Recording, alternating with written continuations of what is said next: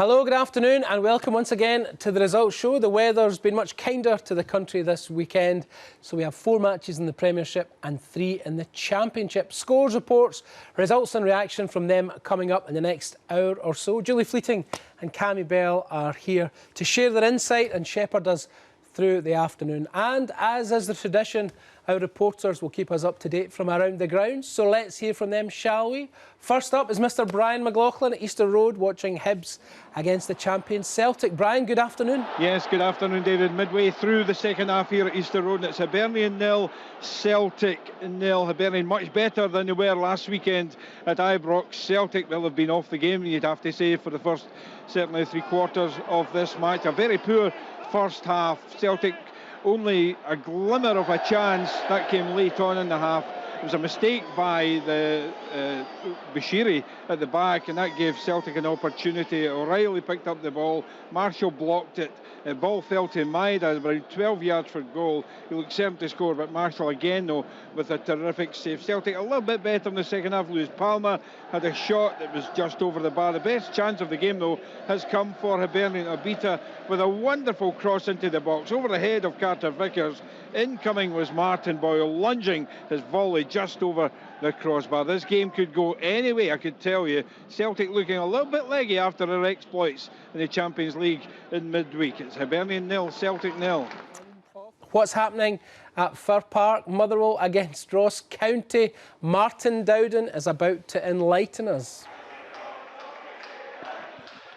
It's Motherwell 0, Ross County 1. Eamon Brophy got the nod to start and has delivered a brilliant finish from the edge of the box. He turned and fired it powerfully right in the corner past Liam Kelly. He got a fingertip to it. There's another shot come in and it's another goal for Ross County. The ball fell to Murray just outside the box and he sent a brilliant shot right into the corner past Liam Kelly. That's the second. It was County who came out of the blocks looking really sharp. They created 3 or 4 excellent opportunities. Brophy came within inches of connecting from close range. Ryan Leake then missed a glaring chance from a few yards. Captain Baldwin then saw an effort deflect just wide, then Brophy nodded over from close range. That was all within the first 10 minutes. Motherwell edged their way back in though from a very slow start. Stephen O'Donnell flung a cross into the back post. It found Brodie Spencer and his touch came crashing back off the post. They had improved, but County were still creating the better openings. Brophy capitalised as I described, and what a goal that was right there from Simon Murray. It's Motherwell 0, Ross County 2. Try and re-establish communications with Chick Young in Paisley, St Mirren, St Johnstone. 3 goals to tell us about, Chick.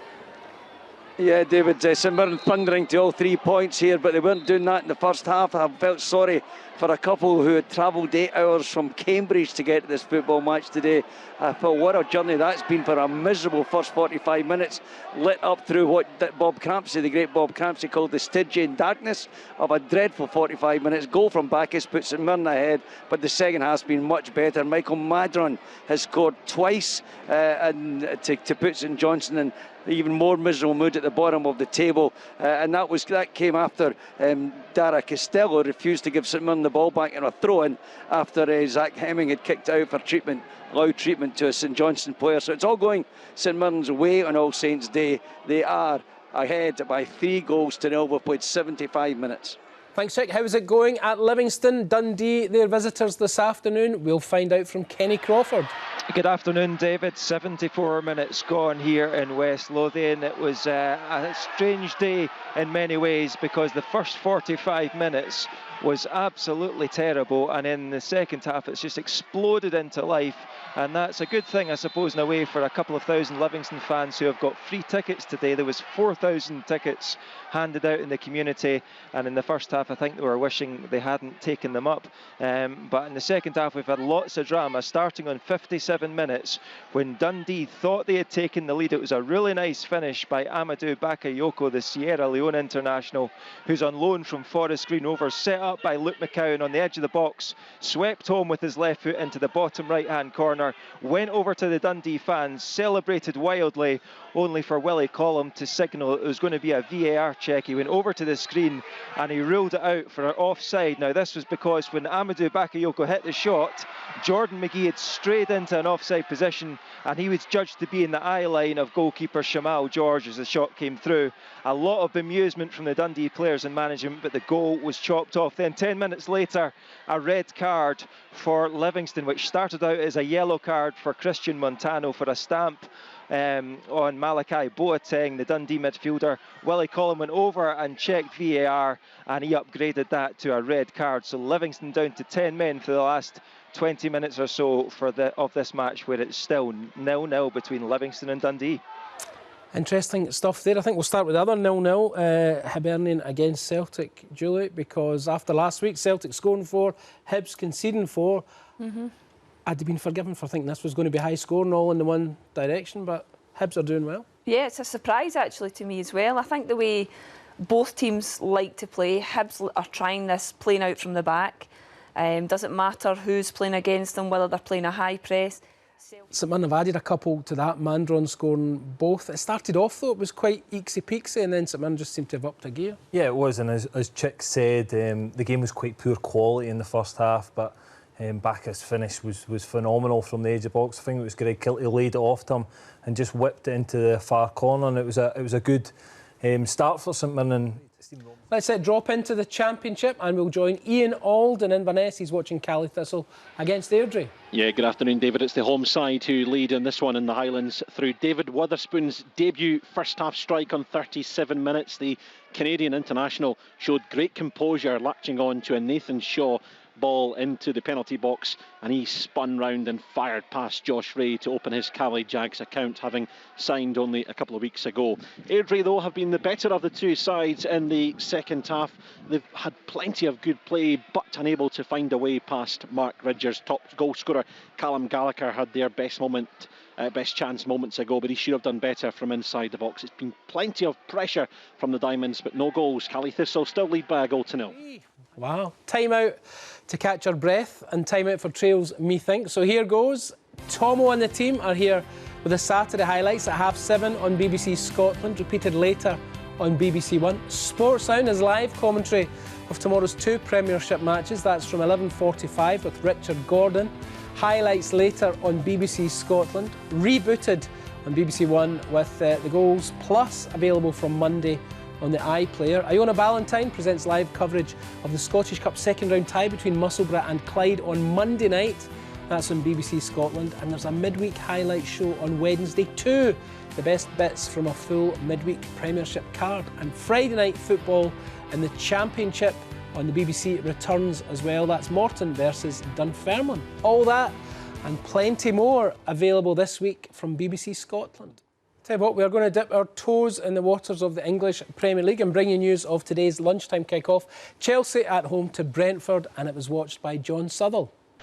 Wow, what a scoreline. Chelsea 0, Brentford 2 for the 3rd successive season in the league. Brentford have come to Stamford Bridge and they've won 4-1 2 years ago, 2-0 last year and 2-0 again this season. The story of the game, Chelsea guilty of missing chances in the first half, and they came to rue that in the second. The opening goal on 58 minutes, Brian Mbeumo got to the byline on the right-hand side, played over the cross to Ethan Pinnock at the back post, and he headed in. Simple, far too easy for Brentford to score the opener. Then the second goal in the 96th minute, Sanchez, the goalkeeper, went up for the corner. Brentford on the break. Mopai played it through to Brian Mbeumo with Sanchez scrambling back, and he finished it off for 2-0. So trouble for Chelsea, 1 league win now in the last 13. This their 3rd home defeat of the season. Forest, Villa and now Brentford. But a terrific performance and a terrific result for Brentford. Chelsea 0, Brentford 2. Pretty decent result for St Mirren as well at home to St Johnstone this afternoon. Chick Young will provide us with the story of the match. Yes, St Mirren go level on points with Rangers in second place at the top end of the table. Misery for St Johnstone at the other end, but a fine performance in the second half by the Paisley Saints in front of 5,000 552 people inside the Smiza Stadium. It was a dreadful first half, to be honest, but there was one goal in it that lit up the darkness for St Mirren. Back as the scorer, 1-0 at half-time, and then with a Michael Madron double to make it 2-0 and 3-0 after a bad bit of showing from Dara Costello, who refused to give the ball back to St Mirren, who had put it out for a loud treatment to a St Johnstone player. They went up the other end and scored the goal, made it 3-0, and then 90 minutes on the clock, Greg Kiltie scored a fourth to give St Mirren a very convincing victory. You can hear the applause in the background for the players as they leave the pitch at the Smiza Stadium. Here in Paisley today, it finished St Mirren 4, St Johnstone 0.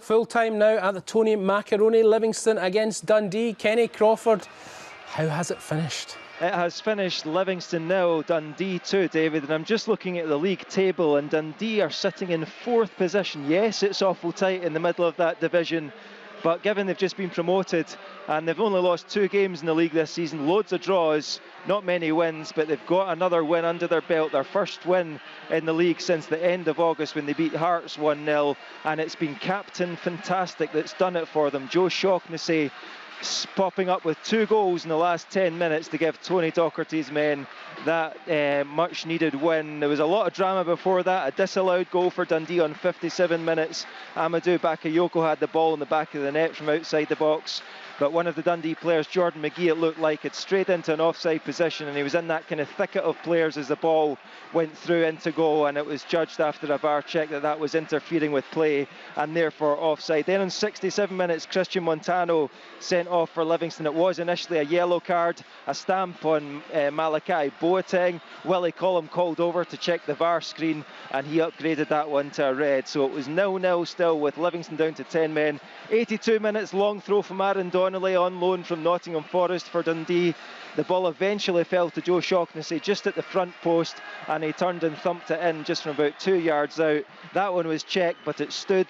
And then on 85 minutes, corner from Owen Beck to the kind of edge of the box. Antonio Portales, the Mexican, helped it on its way into the 6-yard box, and Joe Shaughnessy was there again just to turn it into the back of the net. He's delighted his first goal since May, and Dundee, as I say, up to the heady heights of 4th. Livingston 0, Dundee 2. Now, folks, we've hardly had a peep out of Brian McLauchlin this afternoon. I wonder if that's because the match he was watching was uneventful. You were at Hibs against Celtic, Brian. We expected goals. Did we get any? No, we didn't get any, I'm afraid, David. It finished Hibernian 0, Celtic 0 in front of 18,548. The first half, in particular, very uneventful, other than a David Marshall save from Maida when he looked certain to score. The second half, though, much better. Hibernian with the best chance early on in the second period. Obita with a cross, wonderful cross into the box, eluding all of the Celtic defenders. In racing was Martin Boyle. He looked certain to score, but his volley just over the crossbar. Celtic threw everything bar the kitchen sink, and they would have thrown that as well if they had one on the bench. Mikey Johnson came off the bench, his cross into the box, cleared by Bashiri from the corner, Turnbull's corner it was. James Forrest all alone at the back post, his volley off the underside of the crossbar and cleared. Forrest and Turnbull then combined. Turnbull with a clip shot just over, and then in stoppage time, Turnbull this time the provider into the path of Forrest, his effort just wide of goal. Celtic certainly looked leggy after the midweek exploits in Europe. For Hibernian, well, it's the Hibernian fans you can hear applauding behind them after a clean sheet this afternoon and a point for Nick Montgomery. It finished here at Easter Road. Hibernian 0, Celtic 0.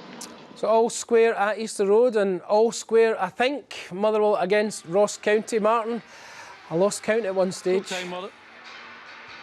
Full-time Motherwell 3, Ross County 3. What an incredible finish to this game. Motherwell rescuing a point in the dying seconds thanks to Luca Ross's late third. Real credit to them. They absolutely looked down and out. Eamon Brophy got County on their way. He fired a powerful drive in off the far post. Simon Murray followed that up. An equally impressive second. He gathered outside the box and angled it into the other corner beyond Kelly. Mika Beereth handed Motherwell a lifeline. He raced clear, was upended by Ross Laidlaw, and then he slotted home the resultant penalty. But County then took a grip again. Alex Samuel did enough to release Victor Laturi. He raced in and goal. His first attempt was kept out, but it fell perfectly, and he slammed the ball in from a few yards. Just when you thought that was that, fellow sub Connor Wilkinson found space in the box and he placed the ball home to set up a grandstand finish, and what a finish it was. Motherwell had hit the post in the first half, but they were nowhere near the levels they've hit earlier this season. They did just enough here though, showing real fight and real character. Luca Ross, the late hero, as he bundled home that injury time equaliser. Incredible. Full time, Motherwell 3, Ross County 3. Just one of the teams in the top 4 in England in action today. That was Arsenal. They were at home to Sheffield United. Let's hear how that finished from Mark Scott. Comprehensive for Arsenal, majestic from Eddie Nketiah, who hit a superb hat-trick in what was a bit of a ponderous first half from Arsenal. Nketiah's sharp swivel and finish gave them the lead at the break. He got his next when Foderingham flapped to the corner and he cracked it in to the top corner on the half volley. Then came the pick of the bunch when he let rip from 20 yards and sent it soaring into the top corner. Arsenal dominated in the second half. Their fourth came when Fabio Vieira won and scored a penalty, but for a first for the club for Takehiro Tomiyasu in stoppage time. Another tough day at the office for the Blades, who didn't have a single shot on target. They've now scored the fewest and let in the most. Arsenal 2 points off North London neighbours Spurs at the top. Arsenal 5, Sheffield United 0. Just one other 3 o'clock kick-off in the English Premier League this afternoon. It was at the Vitality Stadium, home of Bournemouth. They were entertaining Burnley. Let's get all the details from Chris Wise.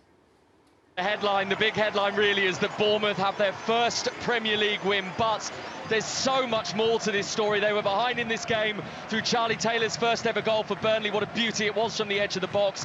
Bournemouth's response came from Antoine Semenyo, low drive into the bottom corner, and then a second half of quality and controversy. Billing with a lob from 40 plus yards over Trafford's head, the ultimate match winner, a superb goal.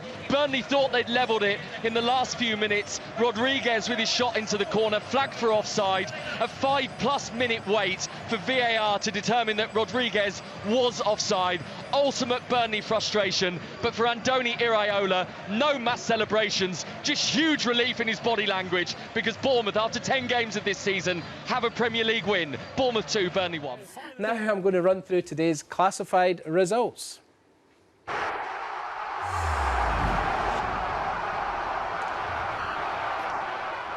Hold on to your hats, folks. Here we go, starting with the Cinch Premiership.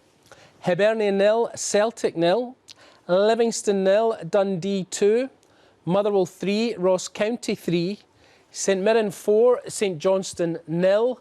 Kilmarnock are at home to Aberdeen tomorrow, and it's also Rangers versus Hearts.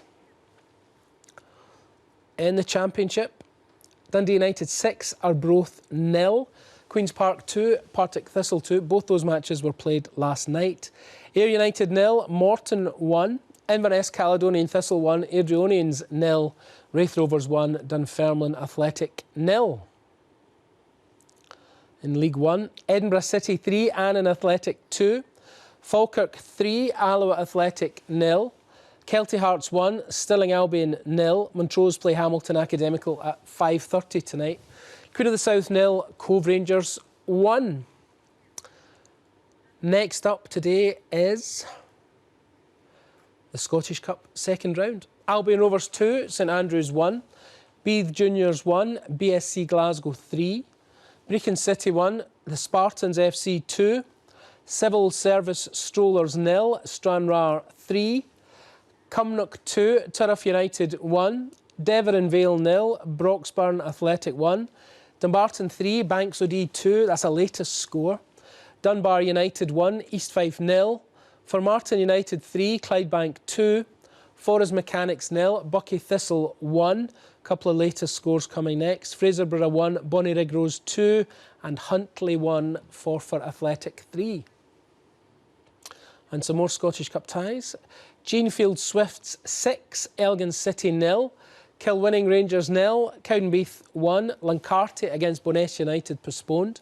Peterhead 3, Clachnacudden 1, Pollock 5, Gala Ferrydean 2, Stennismuir 0, Brora Rangers 2, Tranent 7, East Kilbride 0, and on Monday evening, Musselburgh Athletic are at home to Clyde. On to the English Premier League. Crystal Palace 1, Tottenham Hotspur 2, Arsenal 5, Sheffield United 0, Bournemouth 2, Burnley 1, Chelsea 0, Brentford 2, Wolverhampton Wanderers play Newcastle United this evening at 5:30.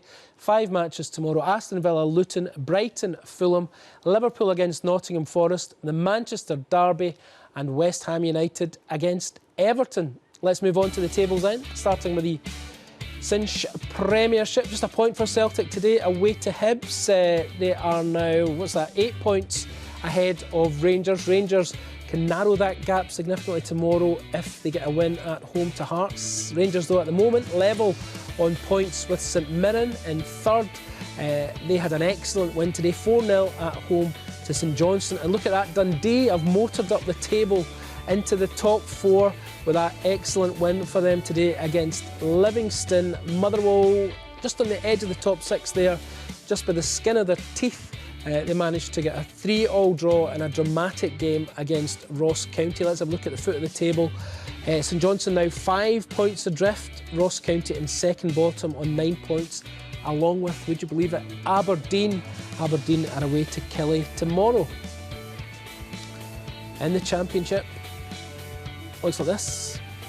Dundee United 4 points ahead at the top. They were 6-0 winners over Arbroath last night. Raith Rovers had a late win in the Fife Derby today, 1-0 over Dunfermline.